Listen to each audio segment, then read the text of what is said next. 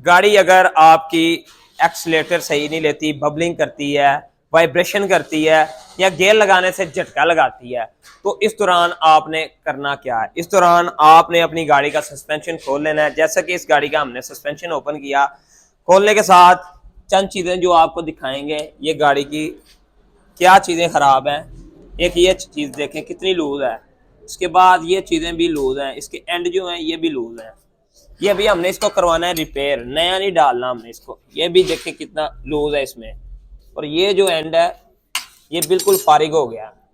ठीक है, ये हम नया डालेंगे और वो हम रिपेयर करवाएंगे। स्टीयरिंग इसका कंघी जो है ये भी रिपेयर करवाएंगे। इसके बाद ये इसके बुश हैं, इसके रॉड के ये बुश हैं जो कि इस रॉड के साथ, इस गाड़ी के साथ, फ्रेम के साथ लगे होते हैं।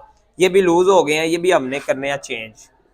और इसके बाद आपको दिखाते हैं ये इसका फाउंडेशन जो है, माउंटिंग जो है पीछे वाला, ये भी टूट गया है।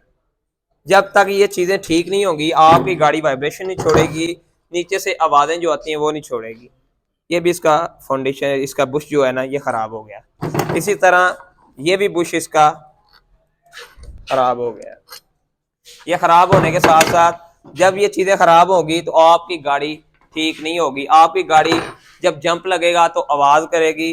ये इसका बॉल जॉइंट जो है ये भी इसका ख़राब हो गया, एक साइड का बॉल जॉइंट ख़राब है और इसी तरह ये दूसरी साइड का बॉल जॉइंट ये भी तकरीबन ख़राब है। ये दोनों बॉल जॉइंट, इसके बाद ये माउंटिंग जो है और ये बुश और ये वाले बुश ये चेंज होंगे और गाड़ी जंप पे जो आवाज़ करती है वो ख़त्म हो जाएगी।